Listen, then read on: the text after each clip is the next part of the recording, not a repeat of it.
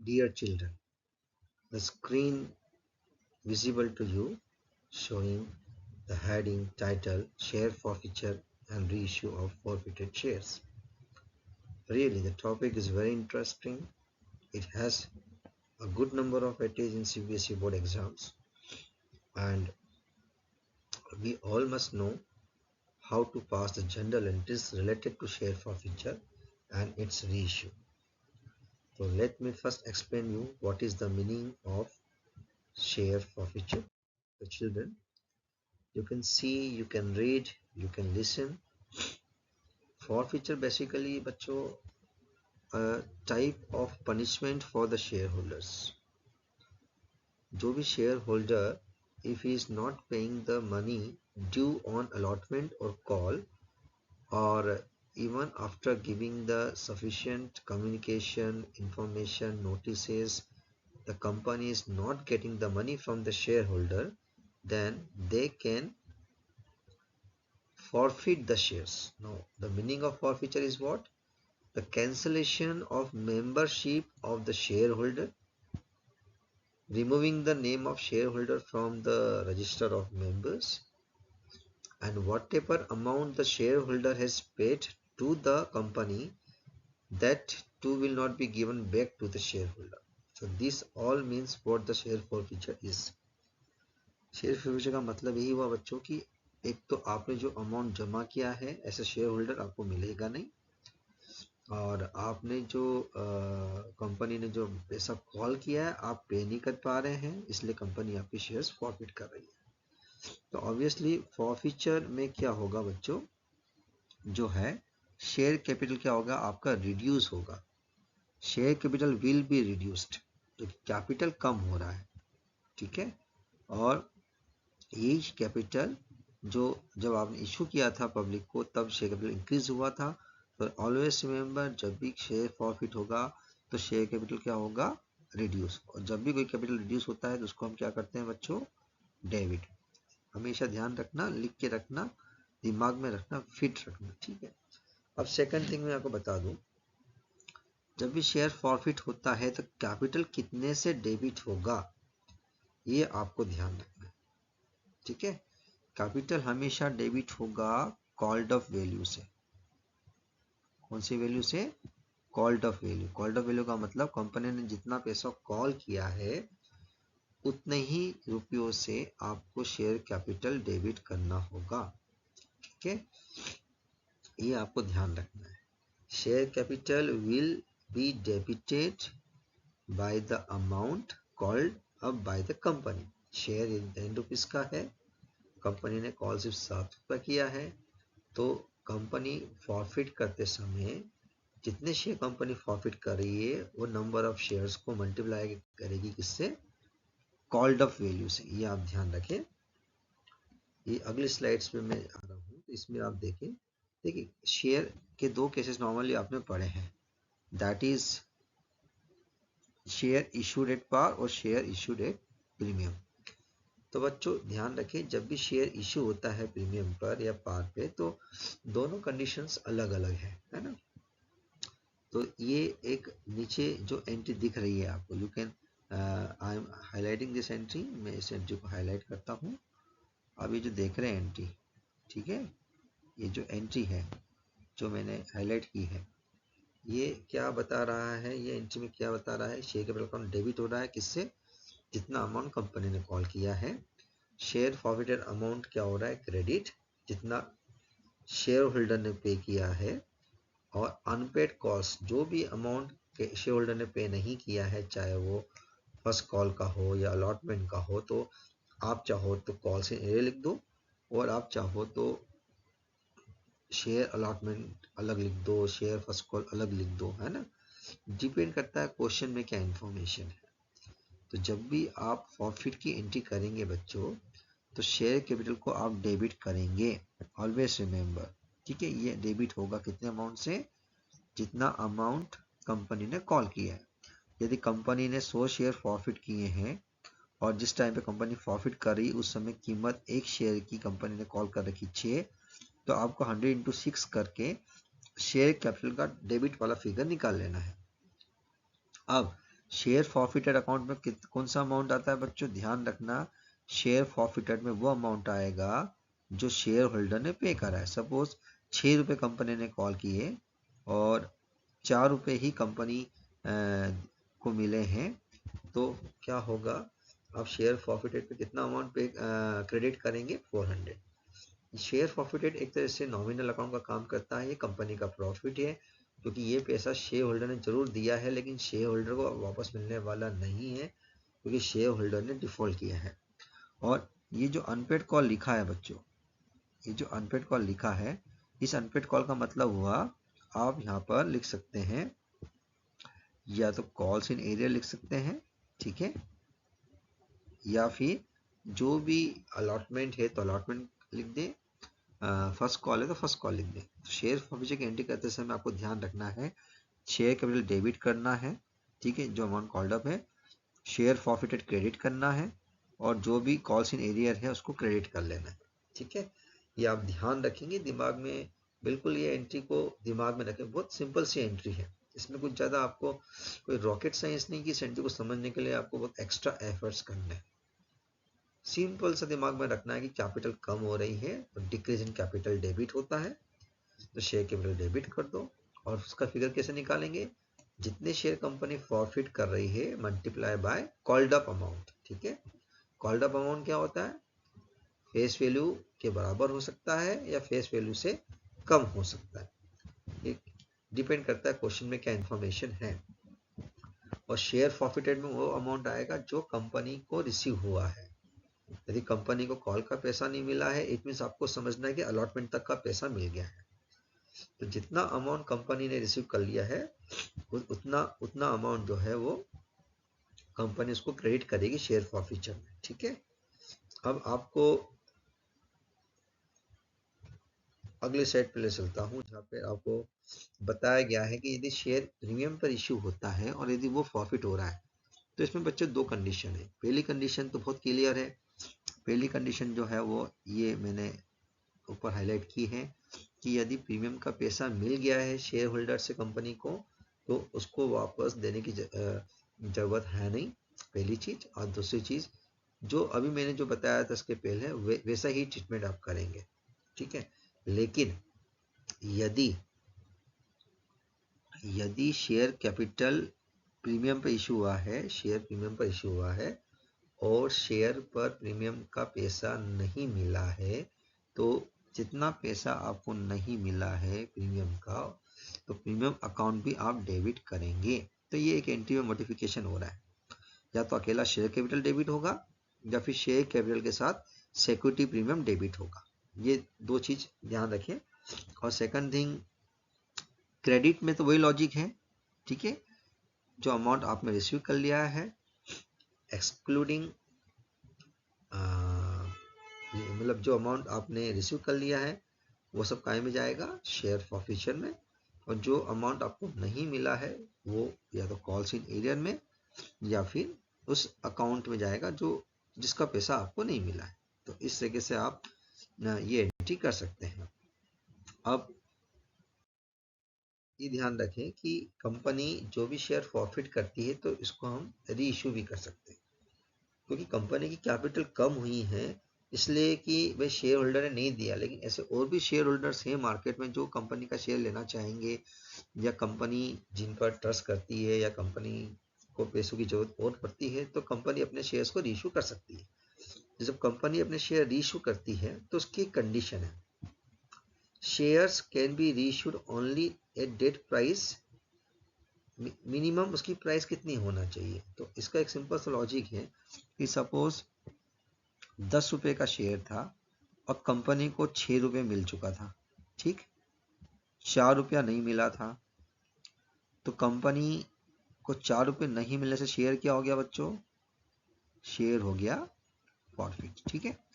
अब share forfeit हो गया तो अब कंपनी यही शेयर जब री इशू करेगी तो उसको कितने में री इशू करेगी, तो ये आपको ध्यान रखना है कि जब भी कंपनी शेयर री इशू करती है तो वो जितना पैसा मिल चुका है, जब 6 रुपीज मिल चुका है तो 6 रुपीज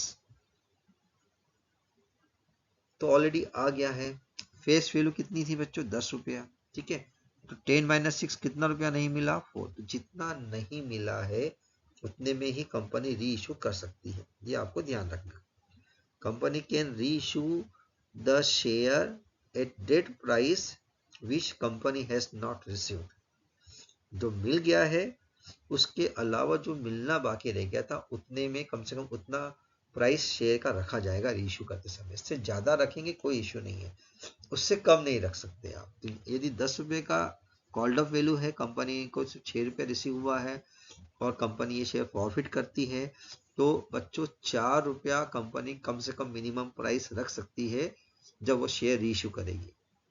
4 रखे, 5 रखे, 6 रखे, कंपनी का पॉलिसी मैटर है, लेकिन 4 कम से कम होगा as per companies act, as per SEBI guidelines. तो ये आपको ध्यान रखना है।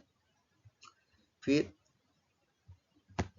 एक एंट्री, जब आपकी कंपनी 10 रुपए का शेयर 6 रुपए मिल गया है और 4 रुपए कम में इशू कर रही है, तो उसको बच्चों हम बोलते हैं नॉर्मली वी कॉल इट कि फॉरफिटेड शेयर जो है वो काय पे इशू हो रहा है, डिस्काउंट पे, ठीक है। ये वैसा डिस्काउंट नहीं है जो डिवेंचर्स में होता है। Do not mistake it as the discount which is like in case of debenture.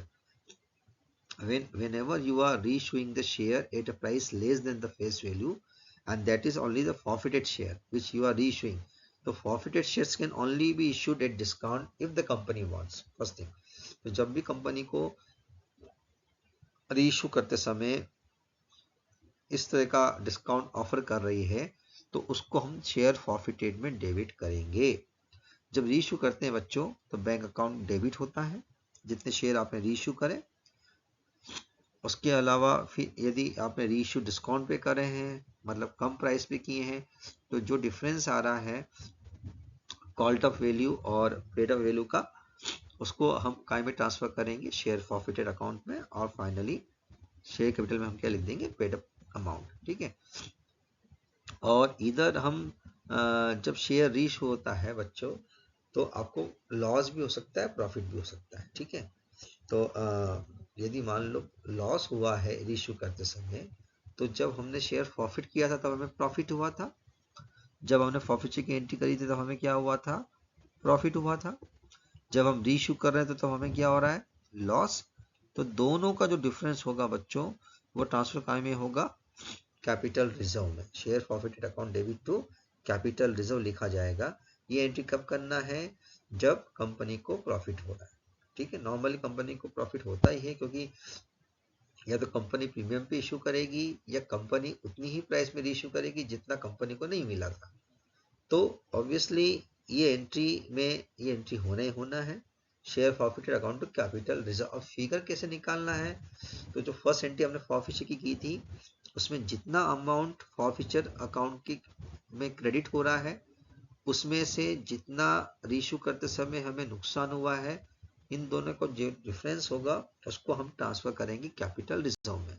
तो बच्चों इसमें आपको कंडीशंस बहुत सारी हैं, उसको हम स्टेप बाय स्टेप समझेंगे, ठीक है।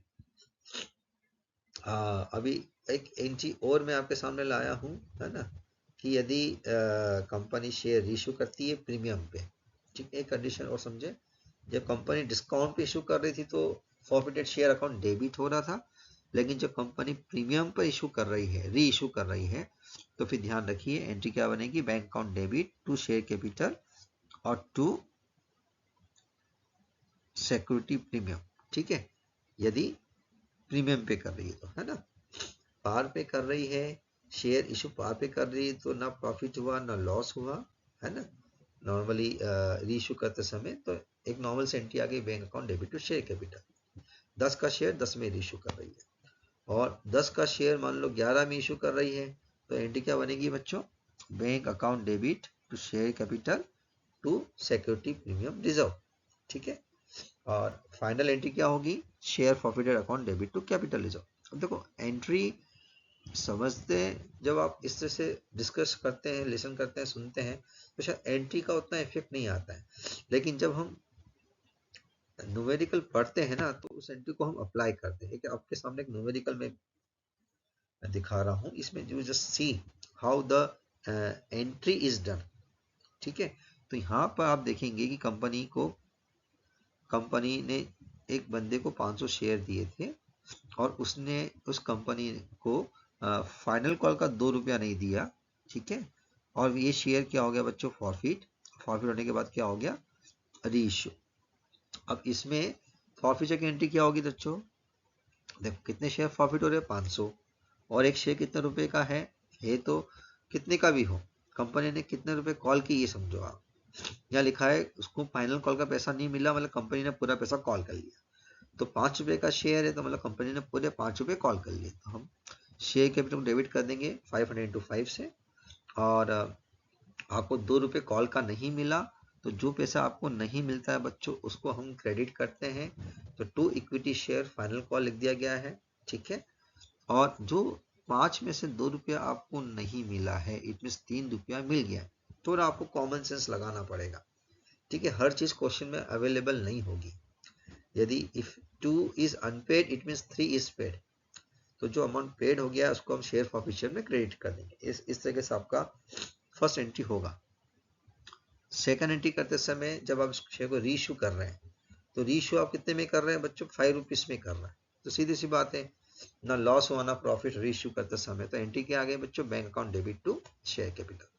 अब जो इसमें तीसरी एंट्री होना चाहिए वो क्या होना चाहिए बच्चों, आपको यहाँ पे ध्यान रखना है, मैंने बताया था कि ये एंट्री आप करके रख लो। ठीक है, share forfeiture account debit to capital reserve.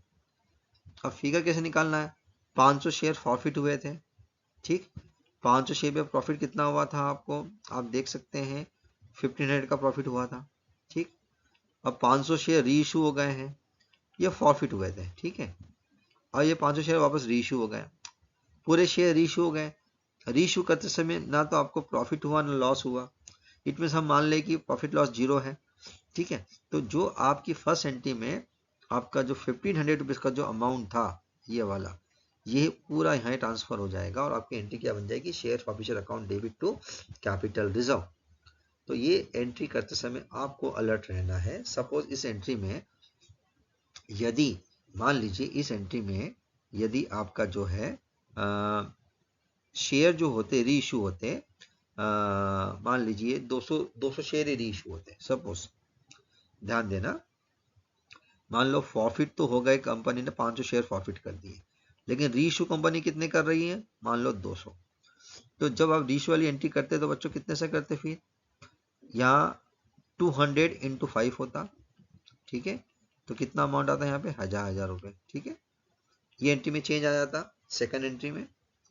Third entry होती वैसे ही, forfeited share account debit to share to capital reserve.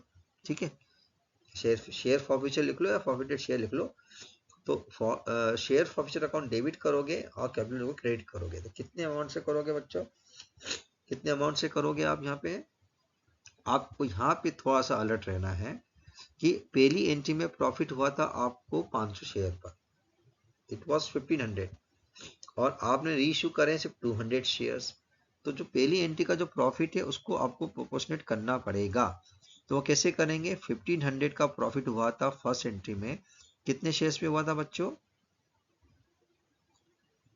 500 shares पे, और आप रीइश्यू कितने शेयर्स कर रहे हैं, 200, तो आपको 200 से मल्टीप्लाई करेंगे तो प्रॉफिट ऑन 200 शेयर्स आ जाएगा, वो आएगा अप्रोक्सीमेट 600। ठीक है, अब ये 600 का क्या हुआ बच्चों, प्रॉफिट ऑन 200 शेयर्स। ठीक है, और सेकंड एंट्री में हमें लॉस नहीं हो रहा है, तो सीधी सी बात है जो पहली एंट्री में जो हमारा प्रॉफिट हुआ है ये पूरा अमाउंट हम कहाँ ट्रांसफर कर देंगे, forfeited share account debit to capital reserve. तो यहाँ पर एक आपको वर्किंग नोट की जरूरत बनेगी। ये कब करना है, जब आपके शेयर जितने प्रॉफिट हो रहे हैं उतने शेयर रीइश्यू नहीं हो रहे हैं, तो ये आपको ध्यान रखना है। ऐसे एक क्वेश्चन आगे आप देख पा रहे हैं, यहाँ पे भी कंपनी ने 1500 शेयर जो दिए थे उसको 25 रुपए का शेयर था और यहाँ पे फाइनल कॉल का पैसा नहीं मिला है। ठीक है, और ये शेयर प्रॉफिट हो गए, उसमें कितने शेयर इशू हो रहे हैं, 1200 इशू हो रहे हैं। तो ये आप देखिए प्रॉफिट 1500 शेयर हो रहे हैं और रीइशू 1200 शेयर्स हो रहे हैं। तो पहली एंट्री जब आप रीइशू की करेंगे तो उसमें आप क्या अमाउंट लिखेंगे बच्चों, कितने में रीइशू हो रहा है, 30 रुपीज में रीइशू हो रहा है एक शेयर। तो बैंक अकाउंट कितने से डेबिट होगा, 1200 मल्टीप्लाई 30, ठीक है। और कैपिटल कितने से क्रेडिट होगा, क्योंकि यहाँ लिखा हुआ है फुल्ली पेड अप। ये भी बड़ा इंपॉर्टेंट वर्ड है, fully paid up. Fully paid up मतलब पूरा पैसा मिल गया, ये समझना है ना। भले कंपनी ने शेयर पर आपसे 30 रुपए लिए हैं, है ना, लेकिन कंपनी मांगे चल रही है कि अब और देने की जरूरत नहीं है, ठीक है। हालांकि यहाँ पे तो शेयर 25 रुपए का ही था, तो कोई दिक्कत नहीं थी। मान लो शेयर कंपनी री इशू करती, कंपनी शेयर इशू करती 30 रुपए की जगह, मान लो कंपनी शेयर इशू करती 20 रुपए में, यहाँ लिख देती फुल्ली पेड अप। तो आप भी क्या मांगे चलते बच्चों कि 25 का शेयर 20 में इशू हुआ, तो 5 रुपए का नुकसान हुआ, ठीक है। अब यहाँ पे तो क्या है कि 25 का शेयर 30 रुपए में इशू हो रहा है, तो यहाँ तो 5 का वैसे ही फायदा हो रहा है, तो 5 रुपए को आप काय में क्रेडिट करोगे, शेयर कैपिटल में करोगे। और फाइनली क्या होगा, थर्ड एंट्री क्या हो जाएगी, share forfeiture account debit to capital reserve. ये एंट्री कहाँ से आ गई, आप जब पहली एंट्री करेंगे तो पहली एंट्री में आप देखेंगे, पहली एंट्री जो यहाँ नहीं की गई है, अब आप लगाओ दिमाग, क्या लगे, क्या क्या क्या बनेगी, पहली एंट्री कैसे होगी, शेयर कैपिटल अकाउंट डेबिट होगा, कितने से डेबिट होगा बच्चों, 1500 शेयर इंटू 25, ठीक है। तो it will be debited bye 1500 multiply 25, है ना।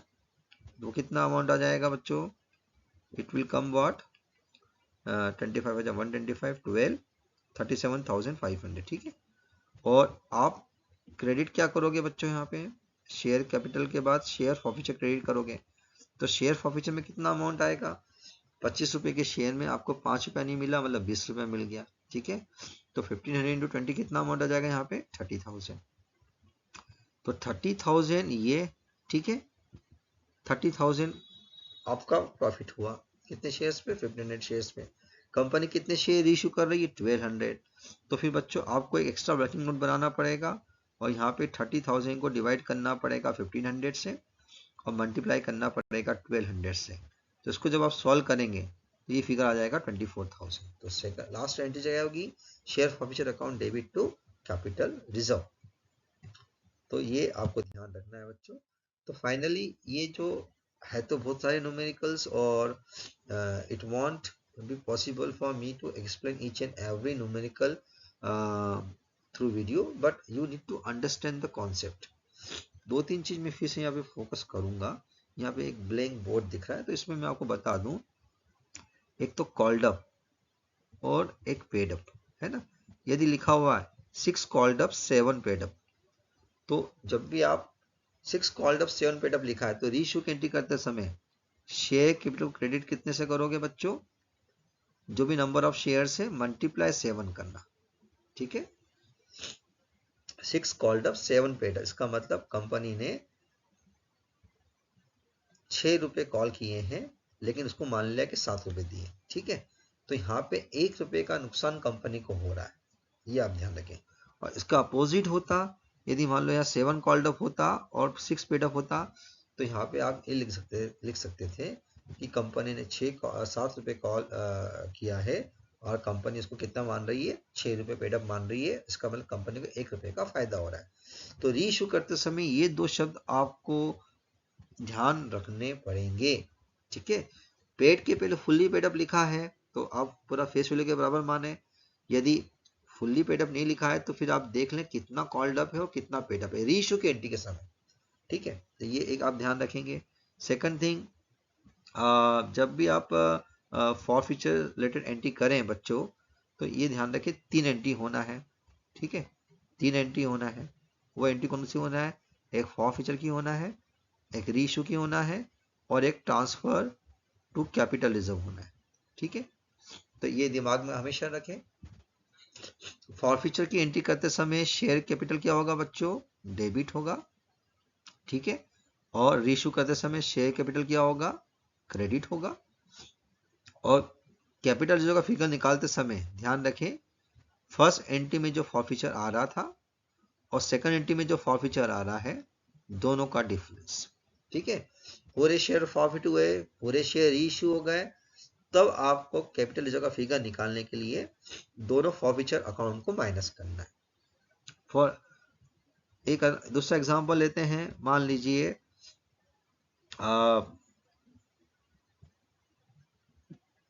पहली एंट्री में आपने फॉरफिट करे सपोज 800 शेयर्स, ठीक। तो पहली एंट्री आप 800 शेयर के हिसाब से करेंगे। आपने रीइशू करे कितने शेयर्स, 300 शेयर्स। तो सेकंड एंट्री कितने हिसाब से करेंगे बच्चों, 300 शेयर के हिसाब से करेंगे। जब थर्ड एंट्री आप करेंगे, ठीक है, जब आप ट्रांसफर टू कैपिटल रिजर्व करेंगे, तो यहाँ पे ध्यान रखना, पहली एंट्री में जो यहाँ पे जो अमाउंट आ रहा था, उस अमाउंट को आप क्या करेंगे, 800 से डिवाइड करेंगे और 300 से मल्टीप्लाई करेंगे। ये ऐसा क्यों कर रहा हूं मैं, ताकि मेरे पास 300 शेयर का प्रॉफिट आ जाए। देखिए मैं 800 शेयर के प्रॉफिट में से 300 शेयर का नुकसान माइनस नहीं कर सकता, ये तो इनजस्टिस होगी, अनजस्टिफाइड होगा, अनफेयर होगा। तो पहली एंट्री में जो शेयर फॉरफीचर में जो अमाउंट आ रहा है, उसमें से मैं 300 शेयर जो मैंने रीइश्यू करे हैं, उसका अमाउंट मैं प्रोपोर्शनेट करके निकालूंगा। तो 300 शेयर का प्रॉफिट पहली एंट्री से मुझे मिलेगा। और सेकंड एंट्री में ऑलरेडी मेरे पास यदि मुझे लॉस हुआ है रीइश्यू करते समय, तो मैं सेकंड एंट्री में जो लॉस हुआ उसको यहाँ पे माइनस करूंगा। इस तरीके से फिर मैं जो थर्ड एंट्री वो करूंगा। तो ये आपको ध्यान रखना है। इस तरीके से आपका शेयर फॉरफीचर अकाउंट में मिस्टेक नहीं होगा और आपसे गलतियां नहीं होगी। तो बच्चों यही सब चीजें इस टॉपिक में है, बहुत इंटरेस्टिंग है, स्कोरिंग है। बस एक कंसंट्रेशन फोकस की जरूरत है। एक बार कॉन्सेप्ट क्लियर कर लेना है कि शेयर कैपिटल डेबिट कितने से होता है, तो कॉल्ड ऑफ वैल्यू से डेबिट होता है। कब होता है, फॉरफीचर के समय होता है। फिर रीइश्यू करते समय शेयर फॉरफीचर आता है या नहीं आता है, तो ये आपको समझना है कि शेयर फॉरफीचर डेबिट होगा जब कंपनी ज्यादा का शेयर कम में रीइश्यू कर रही है, और फॉरफीचर आएगा ही नहीं यदि कंपनी शेयर रीइश्यू कर रही है ज्यादा में, ठीक है। जो भी उसका कॉल्ड ऑफ वैल्यू से ज्यादा में कर रही है या जो भी उसका फेस वैल्यू से ज्यादा में कर रही है, उस कंडीशन में सिक्योरिटी प्रीमियम क्रेडिट होगा, ना कि शेयर फॉरफीचर। और कैपिटलिज्म में अमाउंट कैसे निकालते हैं, तो जितना प्रॉफिट हुआ आपको फॉरफिट करते हुए, वो उस अमाउंट में से जितना नुकसान हुआ आपको रीइश्यू करते समय, जब दोनों में सेम नंबर ऑफ शेयर्स हैं तो आप डायरेक्ट माइनस कर लें, अदरवाइज आप प्रोपोर्शनेट कर लें। तो इस तरीके से यू कैन सी कि you will not do any mistake, and when ever any entry is asked, so you will be able to solve it. So children, this 30-minute video is just to recap how the entries are to be done regarding share forfeiture, share reissue, and transfer to capital reserve. So thank you so much.